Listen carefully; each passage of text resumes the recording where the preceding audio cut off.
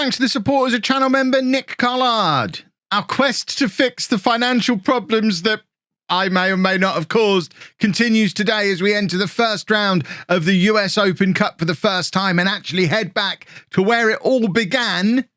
We're off to LAFC reserves. LAFC Academy. We're going back to LAFC, the backup team.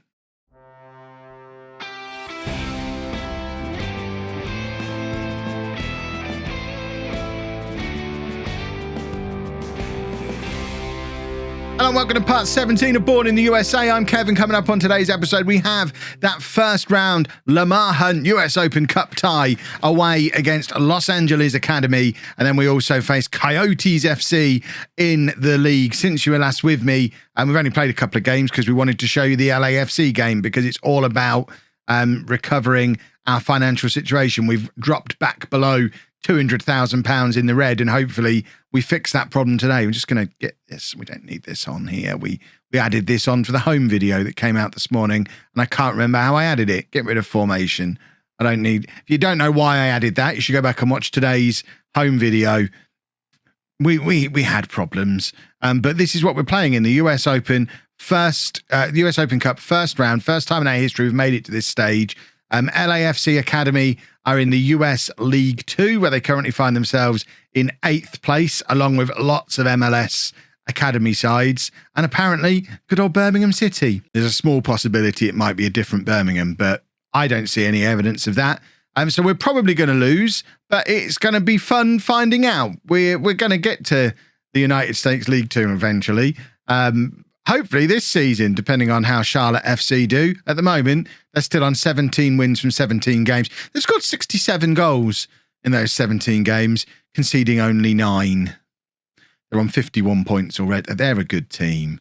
We're still unbeaten. We can have an invincible season and not get promoted, which would be staggering. So this is the team for the LAFC Academy game.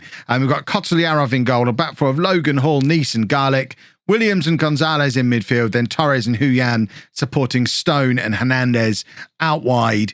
Let's head over to LA. I mean, how long does it take to get from Bourne to LA? As if I'm going to ask that question and then not go and find out. Come on. So having a quick look at Google Maps, it seems there's not many. Whoa, don't know why that's zooming in and out. There's not many longer trips you can take in the United States. We go from close to as far west, no, east. This is the East Coast. We go from close to as far east as you can get in the US to as close to the far west you can get in the US. If we drove it, it's 3,025 miles. That's like going Land's End to John O'Groats and then halfway back again. Is that right? It's 2,000 miles from Land's End to John O'Groats, isn't it? So that's you got like your full. It's complicated. It's a long way. It's even an 8-hour flight, a 44-hour drive. This is going to be a challenge for a club the size of ours, but challenge accepted. We're off to LA, and this is apparently where Los Angeles FC Football Club is. We're near the Griffith Observatory. Is that the thing that you go to in Grand Theft Auto when you're playing in a place that's basically LA, but they don't call it LA? Because I remember going there. That was really cool. We're going to go and play Grand Theft Auto. So now we've had a day out at the observatory, we can get on with the football match. And this is probably going to be less fun than the observatory was. But, you know, we had a lovely old time. So what can really go wrong on the pitch after that? It looks like there's nobody here, which partly is disappointing in terms of I was hoping to get a split of the gate receipt, and it looks like sugar plums. Well, there's nobody here, and they're going to smash us because they've just done that. He's big, and there's a lot of him. There's a few people here up there, but that is a spectacular effort. That ends up in the back of the net in any league in the world. It doesn't matter how good they are. It doesn't matter how good we are. No team in the world keeps that shot out. That was ridiculous. That leaves us with a lot to do. What I was saying was I was hoping we'd get a split of a gate receipt and a little bit of an opportunity at some prize money, test ourselves against some better opposition. But I think what's actually going to happen, there's no gate receipt of note to split. And we're going to find out how we fare against a tier 4 side. And the way we fare against them is they're much better than we are. and they're going to just squash us on the bottom of their shoe. They've got beef with Goran Pavlov. They've sent the first team down just to make us look dumb. Koteljárov makes a save there, which is it's nice. After what we just saw from the initial effort, it's nice to see him get near a shot of theirs. It's not, and that's nothing against him. He had no chance of saving the one they scored from before. It was just, I'm still a little bit shell-shocked by it. And they are knocking the ball around us with ease. In retrospect, maybe a 4-2-4 attacking. We shouldn't have done it. Maybe we could have done something else. Who knows? I'm not the tactics guy around here. All I wanted was a holiday in LA, a trip to the observatory. I haven't had time to think about tactics. Yes, we had 44 hours in the back of an Uber, but still, we couldn't afford a plane. Oh, this is not going so well. We've got a long way to go before we're as good as LAFC's reserve team, which I guess is fair. It gives you a nice look, just like that map that we looked at before, gives you a real feel for just how big this country is. Performances like this, days like this, give you a real insight into just how long there is to go still until we make it to the equivalent of what the current MLS is, because this is, and I emphasize again, LAFC's academy side. This is not the LAFC from the MLS. This is their reserves, their youth team, their backup side. This is 4 divisions below where the main team plays, and they are on another level to what we're on. Garlic with the throw. Huyan nods it back to Williams. Williams finds Garlic with it again. Are we going to grab a goal here? It's disallowed. I thought we'd gone and scored a goal. Scoring a goal there would have been glorious, but apparently not for us because it's offside. I would suggest there's 0 Bourne fans in attendance, by the way. The only way there is anyone here other than the 11 players on the pitch wearing a Bourne shirt is if Goran Pavlov became as much of a cult hero at LAFC as he did at Bourne Town back in England, because if he was as much of a cult hero there or here as he was there, then there's a chance that some of the locals might have bought a Bourne shirt just well done, Goran. The fact nobody's turned up when they know Pavlov's going to be in attendance suggests they couldn't give 2 hoots about him, though, which is a bit of a shame. We're 3-0 down after 27 minutes, and I think this is one of those that's going to be on the record books for a while, isn't it? As probably our biggest defeat ever. I feel like that's incoming. Oh dear, we're not going to watch any more of the replays because they're going to make me sad. We had a shot. It wasn't worthy of a highlight, but we had a shot apparently. Logan with the throw. Hernandez. No, sorry, that's not Hernandez. That was Gonzalez. I just saw the Z at the end of his name and assumed it was Hernandez making it all the way back there. But it wasn't. It was t'other guy. So we won't worry about it at all. But look at the amount of space and time we're giving them in the midfield here. Oh dear. This is the equivalent of home in our first season. So if we look at the home save we've done this year, it's the equivalent of home first season playing against, I don't know, Cambridge away in the FA Cup first round, which I guess, yeah, you would expect us to get smashed by them in those circumstances. I don't know, because there's that slight disconnect because they're American teams. And I still don't really, I struggle to get my head around the difference in quality. It's become all too clear to me today, though. Logan with the crosses, nobody at all in the middle. Huyan is, I mean, even he looks head and shoulders above everyone else in our league. But in this match, he looks like he's a nobody. Although, to be fair, he's got an assist and Jackson Hernandez has scored. After all the negativity, maybe we're going to come back into this game. It's 3-1 just before half-time. Hernandez just always scores. I was comparing it to an English FA Cup game before. If this was the English FA Cup, Jackson Hernandez isn't allowed to leave. He signs for LAFC on a free transfer for a nominal fee, a bag of balls and some quavers. And footballs, grow up. But yeah, he stays with them. And I imagine that's not going to happen in game, but that would be what would happen in real life. Right. Long throw. It wasn't a long throw because we don't do long throws anymore. Garlic. I'm trying to play the ball forward to nobody. Where's Huyan? I mean, he is tired apparently, but that's no excuse for him being nowhere near where he's supposed to be standing. Oh, that's just embarrassing. You don't need to do it that way. Play fair. We're not as good as you. Watching that goal, it's like when, I used to do this too because I'm a big brother. I had a younger brother. This is how I'd play against my younger brother. But I now feel like I need to give him a call and apologise to him for some of the things that I did to him when he was younger because, I was a foot taller than him at various parts of our childhood. He had no way to stop me doing things like that when our age gap felt at its largest, when our size gap was at its largest. And now I feel a little bit guilty. LA on the attack again.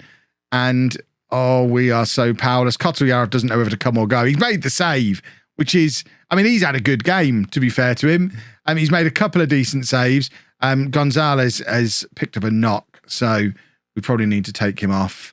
Although apparently we're not going to be able to. That dugout button thing, it doesn't work. Was it in the last episode I tried to use it and it didn't work? I've just tried to use it again there and it's not worked. Don't try and use the dugout thing, boys and girls. It was a nice idea. Poor implementation, it seems, unless it just doesn't work for me. Perhaps I'm clicking it wrong. We are going to concede another goal here unless Kotoyarov is not even looked the right way. They've hit it high to his right and he's gone low to his left. I don't even know. I don't even know. Oh, dearie me. Look at this for a piece of goalkeeping. Yep, brilliant. Fantastic. Let's make some changes. They all want to come off. Gonzalez is going to come off because he's injured. He gets to come off. Huyan, there's no one who can really come on for him. We're going to bring Stearns on to play on the right. And Torres is having a torrid time. So we'll bring him off as well. And we'll just do that. Let's face it. We're getting smashed anyway. We may as well just bring players on for fresh legs and face saving rather than any kind of thoughts of a tactical masterclass and getting back into the game. Stearns has grabbed a goal. It's a tactical masterclass. We're getting back into the game. It's LAFC Academy 5, Bourne USA 2. There you go. We're a good team. We've scored 2 goals away from home in LA. Brilliant stuff. To be fair, we've scored 2 of our 3 shots on target as well. If we could have created a few more chances, who knows what might have happened. We know we concede a lot of goals. We do it in the league. So maybe this isn't a golfing quality. Maybe this has just been us being a little bit afraid to get the ball forward and create chances. Although I emphasise again, we've come here with a 4-2-4 attacking system. So any suggestion that we were afraid to go forward, I probably am going to dispute because I've told them to go forward relentlessly.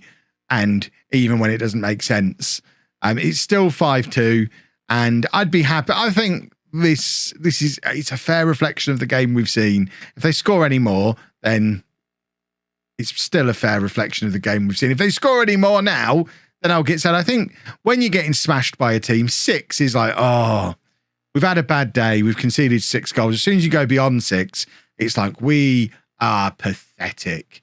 You concede 7 or 8. It happens so rarely. You just look like a bunch of jokers, don't you? Doesn't matter who you're playing. Doesn't matter what the circumstances are. We've not gone down to 10 men. We've scored 2 goals of our own. 6-2 we'll take. 7-2, hideous. I thought he was going to give us hideous. Kotoyarov has been our best player. Not according to the ratings. Stearns and Hernandez as the 2 goal scorers have been better, apparently. But Kotoyarov has been the best of the rest, and he's conceded 6 goals. That, boys and girls, was painful. I'm now going to have a look at the fixture list and see if I want to inflict more pain. How soon is the Charlotte game? Now the cup run is over. You know what? We're going to do it. We're going to do the Charlotte game. That's made us almost no money as well, which it's been a 6-day round trip in the back of an Uber. It cost us a fortune. And probably would have been better off not doing it. We'll play a few games offline, try and get some confidence and some fitness back, and then we'll do the Charlotte FC Academy game and see if 2 academies can make us look stupid in 2 matches, because that's what we're looking for today, apparently. Well, that in-betweeny bit didn't exactly go to plan. We came off the back of the LAFC defeat and lost our first league game of the season at home against Coyotes FC, a Coyotes FC side who are 8th in the league. That does not bode well for us. We then only managed to draw away against Green Bay off the back of that before finding our form again in the FA Vase at home against Georgia, and then once again back in the league against the Denton Diablos, where we beat them 3-0. That brings us to Charlotte FC Academy, and this is what the league situation looks like. They are on 19 wins from 19 games. They are absurd. We're still comfortably in second place, 8 points clear of Reading United down in fourth, so should be looking good for the playoffs. But 8 points behind Charlotte FC Academy. They've got a game in hand and a stupendous goal difference. And let's face it, they're going to beat us. It's going to be 2 stuffings at the hands of academy sides today. And this is the team that we're going to be put out there to just basically take our medicine. We haven't even got a midfield. We're having to play Stearns in central midfield today. In fact, I say that, why would Josh Bates just not play there? Problem solved. What was I think? How did I not see him 10 seconds ago when I picked this team? Ridiculous. So, Kotriarov in goal, a back four of Logan, Hall, Neese and Garlic, Bates and Briones in midfield, Torres and Huyan as our wide men, and then Stone and Hernandez as the front two. Let's we've been talking about this all season. Let's find out just how we compare against the Charlotte FC Academy. They don't have a manager, interestingly, and don't even have a space in their team setup for a manager. So I wonder if with these academy sides, if it's just like the first team's assistant manager picks the team and they don't actually have a manager appointed, because looking at their manager history, Charlotte FC Academy have never had a manager. And like I say, don't have a space on their club info screen where a manager could even sit. So it's a very odd setup. And that's some very poor goalkeeping. And we're 1-0 down. And as far as Charlotte are concerned, this is just business as usual for them. There's no challenge to it. We're 1-0 down already. Kotriarov has got to do better than that. He didn't. And that puts it to an 11-point gap at the top, with them still having the game in hand and the dominant goal difference. I don't know what I can do here. We've just come up against a team that's... all my years of playing Football Manager, I've never experienced anything like this on the way through a road to glory before, where there's another team who are also on a road to glory. Because remember, Charlotte FC Academy started in Tier 10 like we did. So they've had the same last couple of years as us. They've dominated Tier 10, dominated Tier 9, and then we've clashed here in Tier 8, and they're just so far ahead of us. They're just going to rump all the way through until they're not allowed to get promoted anymore, because obviously they can't actually end up in the same league when all is said and done. Eventually they can't end up in the same league as Charlotte FC, who last time I checked were in the Championship, but judging by the strength of their academy, maybe they've established themselves as a Premier League club by the time we get there. Who knows? But we've got this rivalry we're building with them now, but eventually we're going to have the last laugh, because we know slow and steady wins the race. It's the hare and the tortoise. I hate being the tortoise, but we know we'll make it to the Premier League one day, and these losers won't, because they can't, unless they somehow supersede their parent club, and I don't think that's possible to do. So we're all good. We're going to end up better than them in the long run. So we'll take our defeat today, knowing that in 10 years' time, please let it be within 10 years, within 10 years we should have not swap places with them, but be better than them. That's all that really matters. We're going to take Bates off. In fact, we had Scott Kay down on the bench as well. What was full disclosure, I did break for lunch between playing the game against the Diablos and this one. I thought, you know what, I'll have myself a little sandwich before coming back and recording the second part of this video. And I'm just in a cheese fugue state, it seems. This is what happens when you have cheese that's made, I think, is it coconut milk cheese? It's vegan cheese. It's weird. Doesn't really melt. I'm still a little bit freaked out by it, and it's affecting my performance going into this game. I should have played the game before going and having the weird cheese. We'll know for next time, because this has actually been closer than expected. We do play Charlotte FC Academy again on the last day of the season back at the New Nook. Obviously, by then, they'll be home and dry by a gazillion miles, and we'll hopefully be settling into the playoffs as well. But in the unlikely event that it all goes wrong for them and it actually matters the next time we play them, we will know not to eat weird cheese beforehand. That's the main thing we've learned from today's experience. This has been This has been a sobering episode where we've learned that we're not as good as we thought we were. Not only are we in financial problems that we're finding it quite difficult to resolve, but we're actually an average side who've just been playing against even worse sides for a long time. But you put us up against anyone who's even half decent and they smash us. Tapia heads the ball clear, and it brings us to the end of the game. Only a 1-0 defeat. I don't think there's any shame in losing 1-0 to them lot. But it does mean they've now won their first 20 consecutive games and are so far clear. We might as well just call it now, move them up to tier 7 and let us have something to play for in the second half of the season. But I suspect, just like in English football, that's not the way it works here in America. So we've got the transfer window to come. Let's see what the team looks like at the end of the transfer window. And we'll be back for one of the early games in February once the registration window is closed again. Hopefully our team will not look any worse than it currently does. And if we can find a couple of... I mean, they've got the support of Castro. If you've enjoyed that, please make sure you leave a nice big thumbs up on there for me. Subscribe to the channel for daily Football Manager videos. And thank you very much for watching.